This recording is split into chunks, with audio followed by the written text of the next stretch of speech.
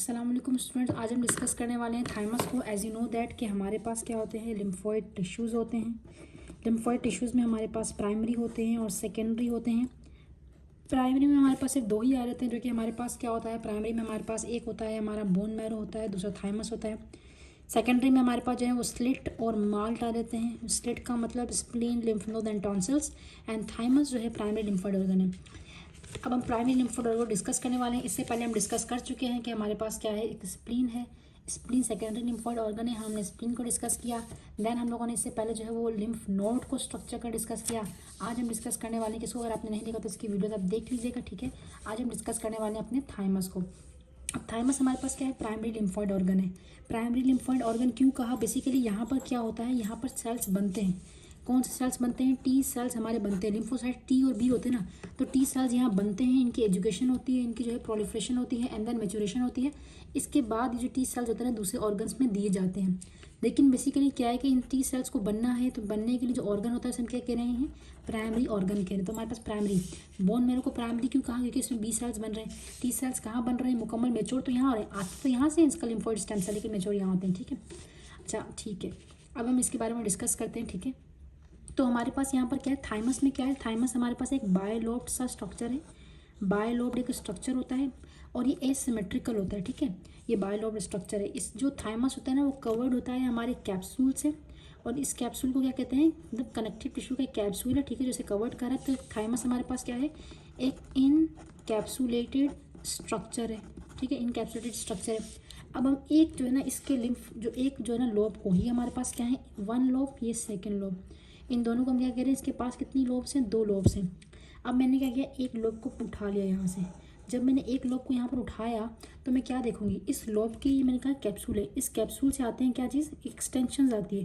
ये कैप्सूल अंदर की तरफ आ जाता है, उस कैप्सूल के अंदर के एक्सटेंशन को हम क्या कहते हैं, उस एक्सटेंशन को हम कहते हैं क्या, सेप्टा, या हम कहते हैं क्या, ट्रेबिक्यूलिस, ठीक है। इसकी वजह से क्या होता है, जो एक लोब होता है ना, इसका लोब वो डिवाइड हो जाता है, किसके अंदर, वो डिवाइड हो जाता है हमारे पास कुछ पार्ट्स में। लेकिन आपको मैं पहले एक बात बता देती हूँ कि अगर आप ओवरऑल इसका स्ट्रक्चर से मैं पहले बताती हूँ कि आपको एक ओवरव्यू होना चाहिए कि स्ट्रक्चर में पढ़ के आ रहे हो, में क्या क्या होगा। थाइमस में आपको दो चीज़ें मिलेंगी, एक मिलेगा कॉर्टेक्स, एक मिलेगा मेड्यूला। कॉर्टेक्स आपको पता क्या होता है, कॉर्टेक्स मतलब आउटर पार्ट, मेडुला का मतलब होगा हमारा इनर पार्ट, ठीक है। अब कॉर्टेक्स में आपको क्या क्या मिलेगा, आप देख लो यहाँ पर। पहली बात है, कॉर्टेक्स में आपको टी सेल्स मिलेंगे, मेडुला में भी टी सेल्स, लेकिन मैच्योर टी सेल्स। यहाँ पर जो है ना टी सेल्स की एजुकेशन हो रही होती है, मैंने समझाया जा रहा था कि आपने किस तरह से बिहेव करना है, अगर बाहर जाओगे ना तो अच्छे से बिहेव करना है, या अपने सेल्स को नुकसान नहीं पहुँचाना, तो सारी एजुकेशन यहाँ पर हो रही होती है, ठीक है। यहाँ पर इसके अलावा मेन बात क्या है कि कॉर्टेक्स में हमारे पास होते हैं 3 टाइप के रेटिक्यूलो एंडोथीलियल सेल्स होते हैं, 1, 2 एंड देन 3। यहाँ पर होते हैं, यहाँ पर भी 3 टाइप के रेटिक्यूलो एंडोथीलियल सेल्स हैं, 4 होते हैं, 5 होता है और 6 होता है, ठीक है। अब क्या होता है, ये जो हमारे पास सेप्टा होता है, ये सेप्टा से क्या करते हैं, अब ये सेप्टा आ गए। अब बेसिकली क्या है, इसका जो आउटर पार्ट है ना, इस आउटर पार्ट को नॉर्मली हम क्या कहेंगे, कॉर्टेक्स कहेंगे, क्या कहेंगे, कॉर्टेक्स। अंदर वाले को कहेंगे मेडुला। लेकिन चूंकि अभी इसके अंदर सेप्टाज आ गए हैं, तो सेप्टा ने क्या कर दिया, सेप्टा की वजह से ये जो कॉर्टेक्स है और ये मेडुला है, ये कहाँ हो गया, ये यहाँ पर आ गया, ठीक है। Cortex medulla, cortex medulla, cortex medulla. तो इसका मतलब क्या हुआ कि एक लोब थी हमारे पास, उस लोब में आगे सेप्टास, ये एक सेप्टा, ये सोर्स, दो सेप्टा, दो सेप्टा के दरमियान में जो रीजन होता है उसे हम क्या कहते हैं, उसे हम कहते हैं लोब्यूल्स। और ईच लोब्यूल के पास क्या आ रहा है, एक कॉर्टेक्स आ रहा है, एक मेडुला आ रहा है। गौर से देखो ज़रा यहाँ पर, ये क्या है, पूरा का पूरा एक लोब है, एक सेप्टा आया, दूसरा सेप्टा आया। सेप्टास के दरमियान का स्पेस क्या कहलाया, इन दोनों के दरमियान का स्पेस हमारा कहलाया है लोब्यूल्स। ईच लोब्यूल के पास क्या है, एक कॉर्टेक्स है, एक मेडुला है। समझ आया क्या, चलो यही हमारे पास इसमें थाइमस में इंपॉर्टेंट था। अब हम बात करते हैं, फॉर एग्जांपल मैं थाइमस को आपके लिए कुछ इस तरह से एक स्ट्रक्चर बना रही हूँ, ठीक है। इसमें क्या आ रही है, एक्सटेंशंस आ रही है, क्या है हमारे पास, इसकी एक्सटेंशन है, ठीक है। फॉर सपोज आउटर पार्ट क्या है हमारा, कॉर्टेक्स है, इनर पार्ट हमारा क्या होगा, मेडुला होगा। एक बात याद रखना, कॉर्टेक्स जो थाइमस होता है ना, इसकी हमारे पास डबल ओरिजिन होती है, ये एंडोडर्मल भी है और मीजोडर्मल भी है, ठीक है ना, एंडोडर्मल भी है और मीजोडर्मल भी है। अच्छा, यहाँ पर हमारे पास क्या है, कॉर्टेक्स में जो इंपॉर्टेंट चीज़ है ना, इसमें क्या क्या आपको हिस्टोलॉजिकली क्या होगा, ये मेडुला है, मेडुला में आपको कुछ इस तरह के स्ट्रक्चर्स मिलेंगे, ठीक है। एक ये बात होगी, और जो आपका कॉर्टेक्स हो ना, उसमें आपको कुछ और स्पेशलाइज्ड किस्म के स्ट्रक्चर्स दिखेंगे, क्या मिलेंगे, स्पेशलाइज्ड किस्म के स्ट्रक्चर दिखेंगे, उसकी बात करेंगे। तो मैं आपको बताती हूँ यहाँ पर क्या है।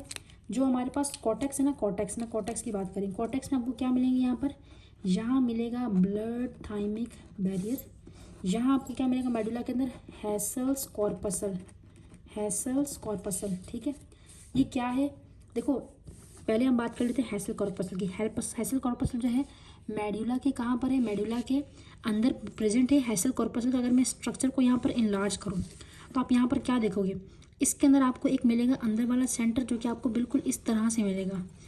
इस सेंटर को हम क्या कहते हैं, ये हमारे पास होता है, मतलब ये कोर होता है, इसका क्या होता है हमारे पास सेंट्रल, एक कोर होता है। इस सेंट्रल कोर में क्या होते हैं हमारे पास, होते हैं डेड रेटिक्यूलो एंडोथेलियल सेल्स होते हैं। ठीक है, डेड होते हैं ये। जबकि इसके बाहर भी आपको एक जोन मिलेगा, इसके बाहर भी आपको एक रीजन मिलेगा, लेकिन ये रीजन क्या है, जो सारा का सारा सेल्स से, एक सेल्स की लेयर बनी हुई क्या है हमारे पास, ये बेसिकली हमारे पास क्या है, कॉन्सेंट्रिक लेयर्स हैं। कॉन्सेंट्रिक लेयर्स किस चीज़ की हैं, याद रखिएगा मैंने आपको क्या बताया, यहाँ पर होता है ना 4, 5 और 6 टाइप के रेटिक्यूलो एंडोथेलियल सेल्स होते हैं। जो टाइप 6 रेटिक्यूलो एंडोथेलियल सेल्स होते हैं ना, ये टाइप 6 के रेटिक्यूलो एंडोथेलियल सेल्स क्या करते हैं, एक कॉन्सेंट्रिक का मतलब होता है एक रिंग टाइप स्ट्रक्चर बनाना। तो ये क्या कर रहे हैं यहाँ पर, वही एक रिंग टाइप क्या बना रहे हैं, स्ट्रक्चर बना रहे हैं। कौन है ये हमारे पास है टाइप 6 के रेटिक्यूलो एंडोथेलियल सेल्स। ठीक है, हम क्या करें, मैं 6 बुलाऊँ तो ये 6 हो गए, तो यही रीजन आपको यहाँ पर मिलेगा। ठीक है, तो ये हमारे पास क्या है, टाइप कौन सी इसकी, 6 6 मतलब 6 5 एंड देन 6। ठीक है, 6 टाइप 6 रेटिक्यूलो एंडोथेलियल सेल्स है हमारे पास। कहाँ प्रेजेंट है, यहाँ इसका कोई काम नहीं होता, अंदर वाले डीजनरेट हो चुके हैं, बाहर वाले हमारे पास टाइप 6 रेटिक्यूलो एंडोथेलियल सेल्स हैं, जस्ट यही फर्क है, कुछ भी नहीं। ठीक है, अच्छा अगर हम बात करें यहाँ पर किसकी, यहाँ पर थाइमिक, देखो यहाँ पर ब्लड थाइमिक बैरियर है। अगर आप, मैं बात बताऊँ ना, थाइमस के पास कोई भी एफरेंट जो होती है ना, एफरेंट वो नहीं होती, इसके पास ईफरेंट होती है। रीज़न क्या है, रीज़न ये है कि इसके अंदर टी सेल्स की मैच्योरेशन हो रही है। अगर कोई टी सेल मैच्योर हो रहा है और बाहर का एंटीजन आ गया, और अभी एक बच्चा है वो बड़ा हुआ ही नहीं है, और जो है उसको पता ही नहीं है क्या करना है क्या नहीं करना, तो बाहर वाले को हो सकता है फ्रेंड समझ ले अपना। तो इसलिए पहले इसकी एजुकेशन करनी पड़ेगी कि हाँ आपको किसको अपना फ्रेंड समझना है और किसको नहीं समझना। आपको पता होना चाहिए आपके फैमिली मेम्बर कौन है, यानी कि आपके बॉडी के एंटीजन कौन से हैं, बाहर के एंटीजन को अपना एंटीजन नहीं समझना। ठीक है, तो यही बात यहाँ पर है। अब क्या होता है यहाँ पर, इसीलिए ब्लड थाइमिक बैरियर ताकि न्यूट्रिशन तो मिले लेकिन कोई एंटीजन आ ना सके, तो ब्लड थाइमिक बैरियर एक बैरियर है इन दोनों के दरमियान में। उस बैरियर में आपको क्या क्या मिलेगा, तो हम क्या डिस्कस करने वाले हैं अभी, हम डिस्कस करने वाले हैं ब्लड थाइमिक, क्या मिलेगा आपको यहाँ पर, ब्लड थाइमिक बैरियर मिलेगा। ठीक है, ओके, तो आपको यहाँ पर क्या मिलेगा, देखो ज़रा ध्यान से, तो ब्लड थाइमिक क्या मिलेगा आपको यहाँ पर, बैरियर मिलेगा। अब क्या मतलब है ब्लड थाइमिक बैरियर का, देखो ब्लड थाइमिक बैरियर के अंदर फर्स्ट ऑफ ऑल आपको ये पता होना चाहिए हमारे पास क्या है, एक कैपिलरी है। ठीक है, और कोई भी कैपिलरी होगी तो उसके अंदर क्या होते हैं, एंडोथेलियल सेल्स होते हैं। इसी तरह से यहाँ पर भी क्या होंगे, एंडोथेलियल, जो स्क्वामस का होता है ना, स्क्वामस है। ठीक है, स्क्वामस टाइप के एंडोथेलियल सेल्स होंगे। लेकिन अच्छी बात क्या है इन सेल्स की अच्छी बात यह है कि इनके दरमियान में होता है टाइट जंक्शन।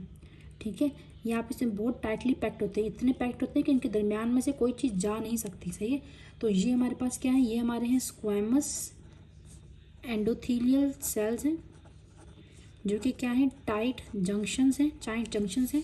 इनके दरमियान में जो हमारे पास टाइट जंक्शन है, ये बहुत टाइट होती हैं, अलाउ नहीं करती। ठीक है, फिर हमारे पास क्या होता है, एंडोथेलियल सेल्स के नीचे, एज वी नो दैट, कोई भी हमारे पास कैपिलरी है तो उसके नीचे क्या होती है, उसके नीचे हमें क्या नज़र आती है, एक नेटवर्क ऑफ कनेक्टिव टिश्यू नज़र आता है। उसको हम क्या बोलते हैं, उसको हम बोलते हैं क्या चीज़, उसे हम बोलते हैं बेसल लैमिना।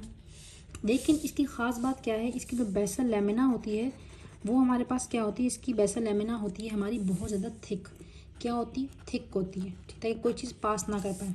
अच्छा, अगर फॉर एग्जांपल यहाँ से पास करिए फिर, तो हमारे पास नवा सपोर्ट होता है। और वो नवा सपोर्ट क्या है कि इसके नीचे हम लोगों ने कुछ और स्ट्रक्चर बनाया हुआ है, जिसे हम क्या कहते हैं, जिसे हम कहते हैं पेरीवास्कुलर कनेक्टिव टिश्यू।